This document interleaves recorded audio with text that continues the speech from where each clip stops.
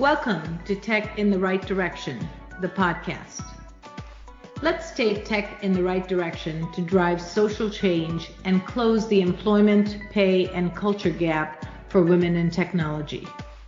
This podcast is focused on helping turn ideas into action to create opportunities for women to advance in the dynamic technology industry. I hope this podcast will inspire and motivate you to encourage more women and girls to seek or grow a career as a woman in technology. Stories about the journey of amazing women in this tech field starts right now. Welcome to Tech in the Right Direction, the podcast. This week, I'll be speaking with Suruchi Gupta. Suruchi is the founder and CEO of Giant, a blockchain protocol that turns a phone number into a bank account and bandwidth into currency via seamless and secure access to the internet globally, rewards on usage, and yield on airtime balances.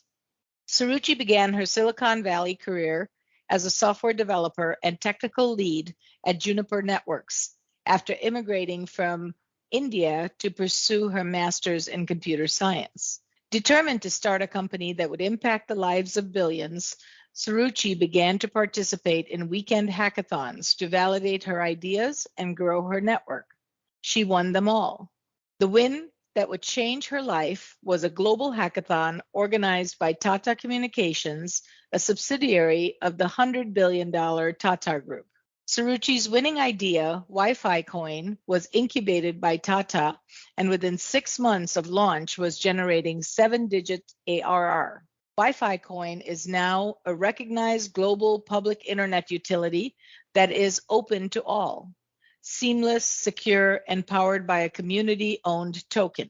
Prior to Wi-Fi Con, Suruchi founded ShareG, a global mobile data marketplace designed to help telco providers monetize their millions of roaming subscribers. Suruchi has extensive telecom, consumer software, and blockchain experience and serves as a speaker panelist at industry events in the US and abroad. She advises and mentors blockchain startups at Founders Space, which is the ranked #1 incubator for overseas startup by Forbes, as well as mentoring young girls to cultivate her passion for technology. Welcome to the show, Suruchi. I'm so excited to have you on.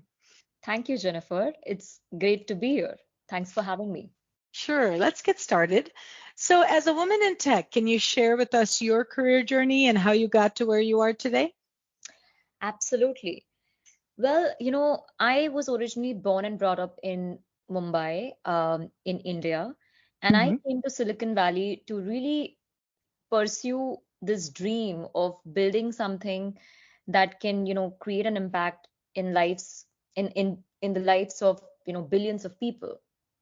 And so when I got here, my career basically started at Juniper Networks. I was, a software developer and a technical lead over there, and my entire tenure was about a year and a half after I graduated from my master's program at Santa Clara University. And so it's basically been quite a fun and exciting journey where I came to Silicon Valley just with this dream, really having zero connections and not knowing how to navigate this startup ecosystem, and just at every opportunity that I got, just making the most of that opportunity and continuing to persist and persevere. And really, it's that attitude that has gotten me to start Giant Protocol and where we are today.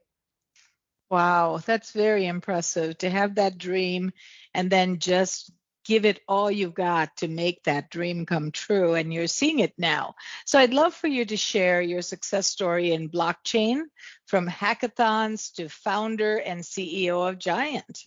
Absolutely. So, as I was mentioning, that I came to Silicon Valley with just this dream of wanting to build an impactful business, but really not having any connections and no idea how to get started. The only thing I knew was how to code a little bit. So what I started doing was just participating in all these different hackathons that were held over the weekend. And the idea was very simple. I really just wanted to validate all these different problems that I was facing, and really to see whether those problems had any merit and whether they would resonate with other people.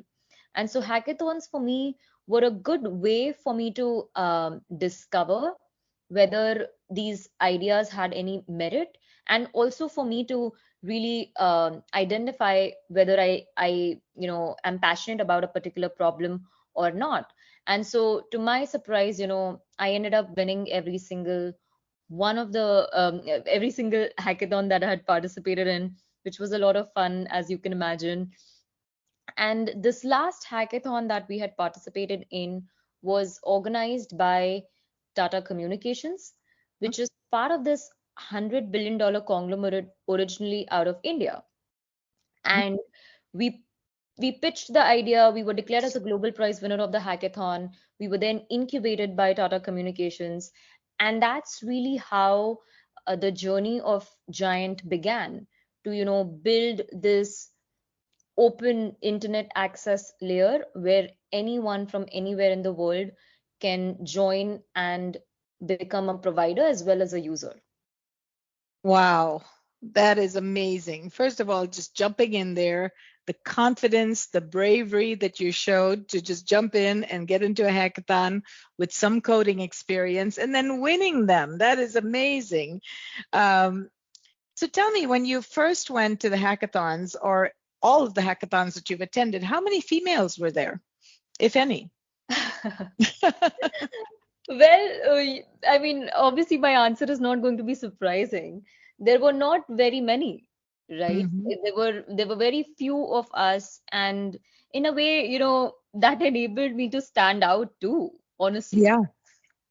So That's really good that you look at it that way. It was the opportunity for you to show your abilities. absolutely. And I think that's what I cherish, and I've always really cherished, which is when we talk about this whole inclusive movement, it is about celebrating the differences. It's about really embracing the diversity of, thought, of perspective, of opinions that, other, like women like us, can bring to the table. That's really so true, so true. And I am so impressed with what you've done, not having any connections, not knowing how to navigate, but still now a female CEO and founder of Giant. That's awesome. Now tell me a little bit about this inclusive internet that's accessible to anyone, because diversity is so important in our world today.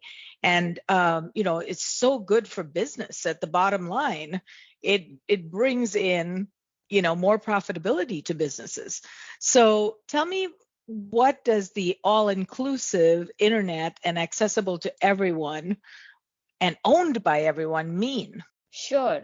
So, basically, it starts with this very simple idea that today, when you think about crypto and decentralized finance, or just this Web3 movement that we are all experiencing right now, the biggest challenge with this movement is actually of it being inclusive, because it's just like crypto, itself is really hard for the majority of the world to wrap their head around, because they have to, have a wallet like, MetaMask. They have to understand what hexadecimal addresses are. They have to wrap their head around all kinds of new currencies like, Bitcoin, Ethereum, Solana, Polkadot. So it's just like not fun for the majority of the world.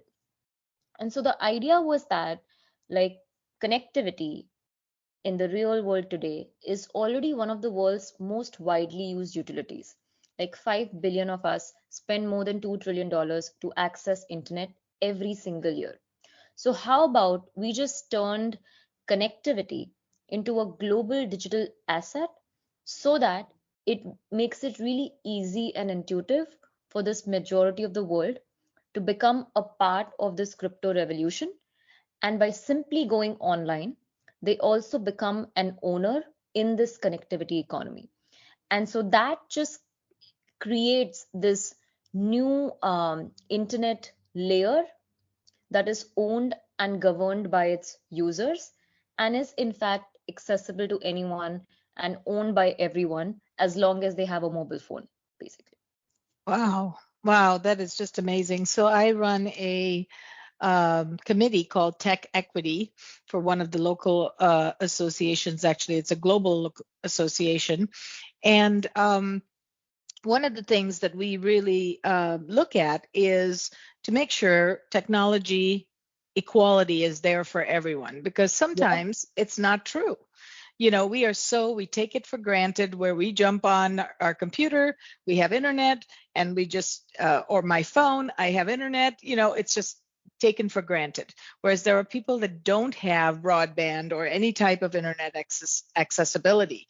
So connectivity is also important, but there are some people that don't have that privilege. absolutely. Yeah. So that's really interesting. So you talk a lot about cryptocurrency and all the pieces of it. It's a whole different language. Like you said, it's new to so many people and uncomfortable.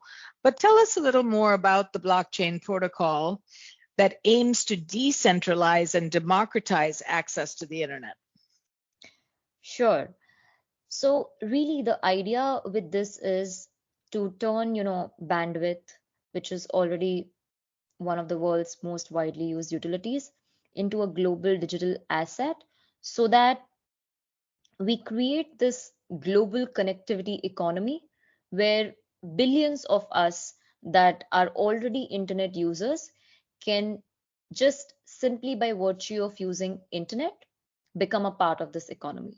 And so the idea with giant protocol is on one hand to tokenize bandwidth, and then on the other hand to create a more open, efficient, and liquid market for bandwidth where anyone from anywhere in the world can be a provider as well as a user of both connectivity as well as financial services. And if I was to go into the details of how the protocols would actually work, they would be a little bit on the technical side, but I'm happy to dive into them if you'd like me to. Might be a little too technical. Is there a place like on your website that people can, learn more? Yes, absolutely. Okay. So at giantprotocol.org website, Okay. there is a light paper, and there are details about all the three protocols that we have: the tele protocol, the connectivity protocol, and the yield protocol. And anyone can go and check it out. Great. I'm going to have to do some learning myself. Sure. That's amazing. So, this podcast is focused on bridging the employment, pay, and culture gap for women in technology. What do you see in the industry today? So, you're in a very technical role in a technical company. Are you seeing many women? What are you seeing? Well, I mean, I think we all know that there's a long way for us to close this gap, and there's a long way for us to go where us women are actually in equal numbers um, in every like industry and in every domain, not necessarily just in tech. And so certainly, I mean, as much as I am like in Giant's case itself, we are not as diverse as I would like us to be. Simply not because of us not wanting to, bring other women. Obviously, me being the founder and CEO, I would want, I mean, I definitely want there to be more women. But there's really just a shortage of women in crypto as well as just women in tech. So even though we would love to hire women, we are unable to. Mhm. And that's just the sad part of this. It is. And, one of the things I'm really doing a lot of is working on skilling programs to skill women in different areas. We just did an AI skilling program and an Azure, which is the cloud skilling program for women in technology, That's and get them certified. So I gave out some scholarships. Microsoft has sponsored some of the programs that we've put out, and it's been amazing. So hopefully that shortage is going to be bridging the gap, and some of those women are now going to continue their journey on the technology path. I hope so. absolutely. No, I think I mean, I love all the initiatives that you are taking up. Those are certainly, required, like to increase to reduce rather this, talent gap that we have. So I love that you're actively working on those initiatives. Yeah, and I think one of the other areas that I'm really passionate about and I feel is so, so critical is to get girls the ages from 8 to 13 and start to bring them to the awareness of how fun a technology career can be, or what are some of the other pieces of a technology career. It's not just always coding, right? So show them different areas so that we can start to build the pipeline for the future, because if we don't get them early, we're going to lose them. 100%. And I'm so glad that you mentioned that, because in fact, when we look at this problem of, not there not being, of course, I'm in the crypto and blockchain space, so we talk about there not being, as many women in crypto, but that same problem applies to not there not being as many women in tech. And if Mm-hmm. you really think about why that is the case, it's because of the problem that you just mentioned, right? Mm-hmm. Really like inspire and empower the young girls at a very early age in their careers, so that they are passionate and excited and motivated to learn about STEM and just different technologies. And so I think in order for us to really solve this problem, it is a systemic issue in the sense that it needs to start from the very young age. Right. You're absolutely correct. And so I encourage everybody that's listening, and you also, Suruchi, that anything you can do to influence young girls to think about technology or get excited about technology is definitely needed. Absolutely. And that's actually very much my own passion too, Mm-hmm. to really inspire and help young girls get into get into tech. Great. Great. And they can see you as a role model. They can see us both as role models to say, hey, if that person can do it, I can do it. I see myself in that person's shoes, and that's so important to be able for them to believe that they can do it. Yeah, exactly. Representation, right? Yes, So yes. So, Suruchi, power of technology is amazing. What do you see as the future of telecommunication, and where is blockchain headed? sure. So when I look at the future of telecommunications, I think about it being flexible. I think about it being more open. I think about it being owned by us as people. And that really leads me to this blockchain movement too. Like the whole blockchain movement is nothing but creating this ownership economy where us as consumers are not only the consumers of the service and product, but we also are owners simply by us being, consumers of the product and service. And so when you like at Giant also, what we are doing is combining connectivity with, ownership.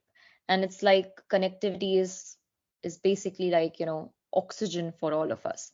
So the fact that simply by going online and using internet, you can now become an owner in this connectivity economy, that idea is really powerful and has the potential to really impact the lives of basically everyone on this planet that has, a mobile phone and goes online. That is amazing. I totally 100% support what you're saying, and see that vision, for the future as well. I love that you said connectivity is our oxygen, because that's how I feel. If I'm not connected, I go crazy. And in COVID, I mean, I think everyone has experienced it that more than ever. Mm-hmm. It was Mm-hmm. like we are only connected like right now also simply because Right. connectivity. Very, very good. Very good. So let's move to the personal side. Suruchi, who inspires you and why? Hmm. Uh, Very interesting question, Jennifer. Mm-hmm.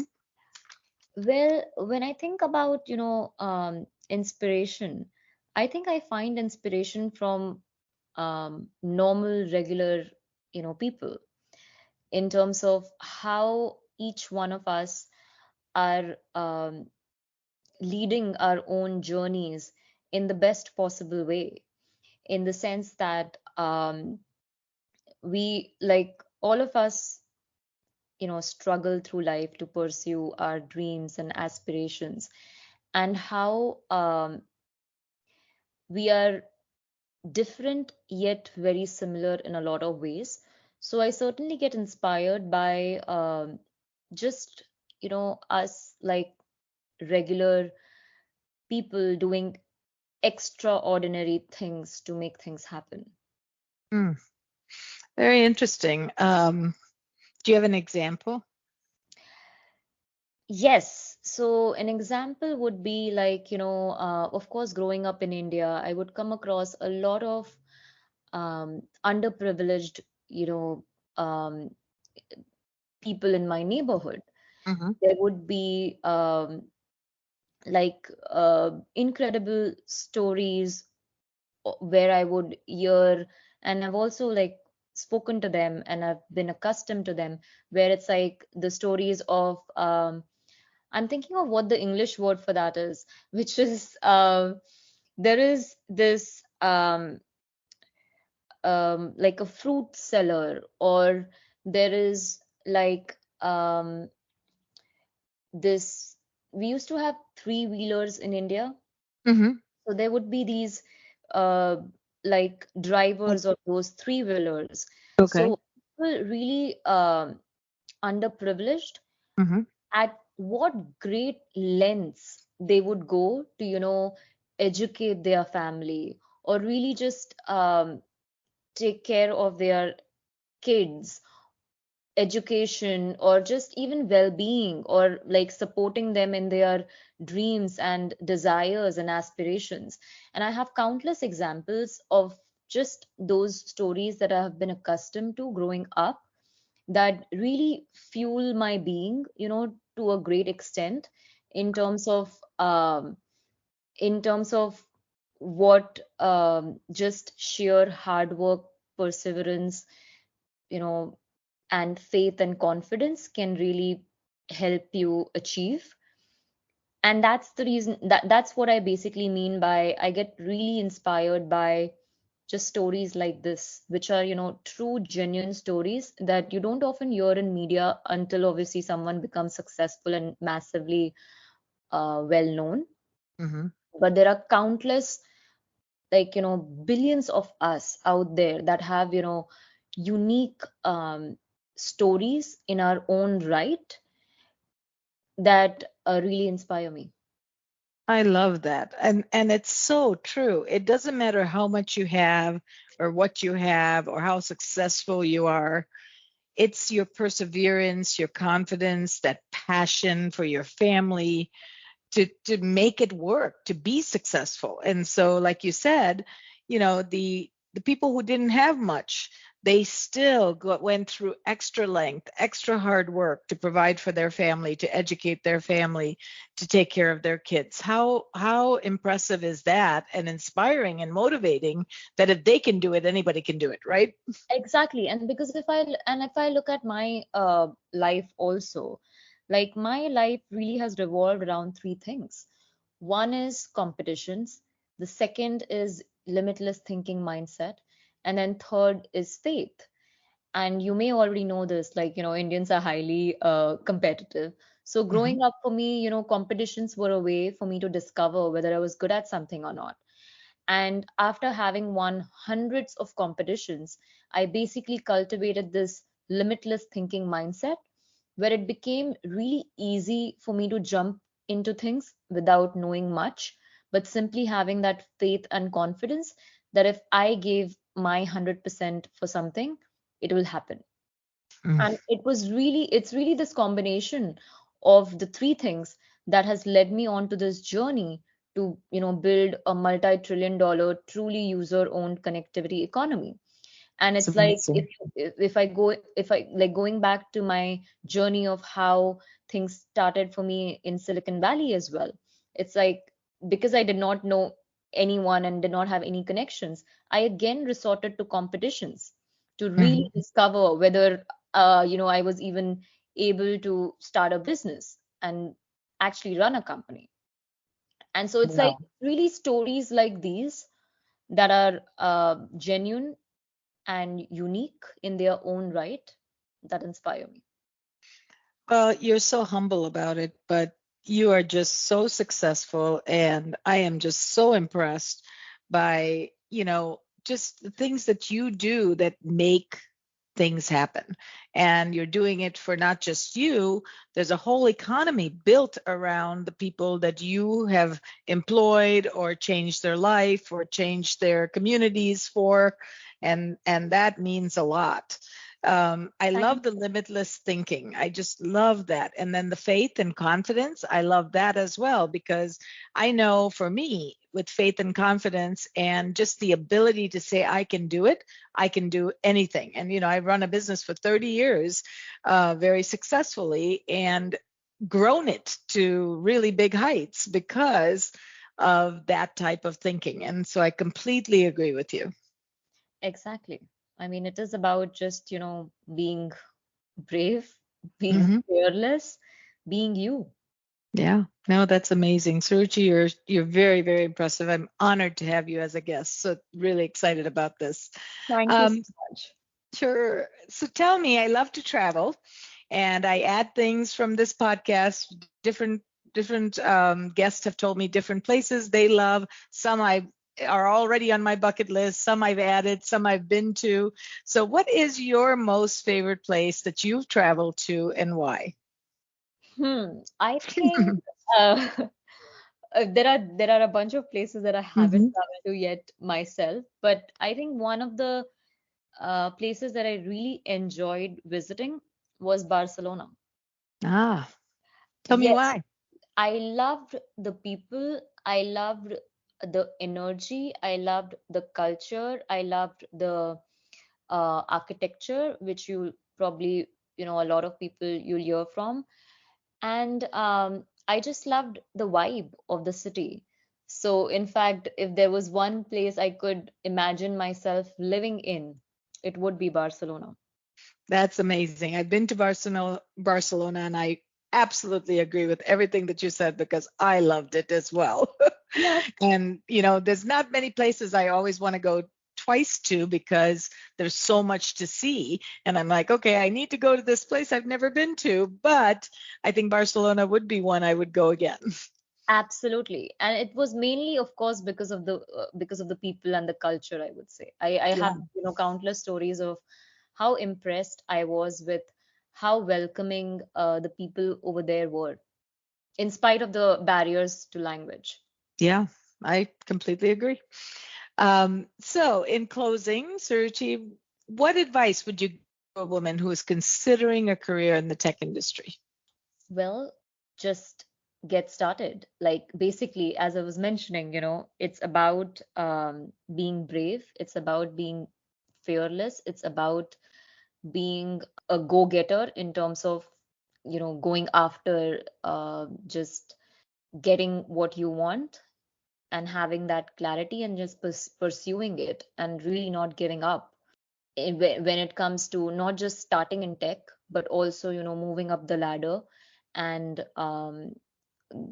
becoming a leader in that organization as well.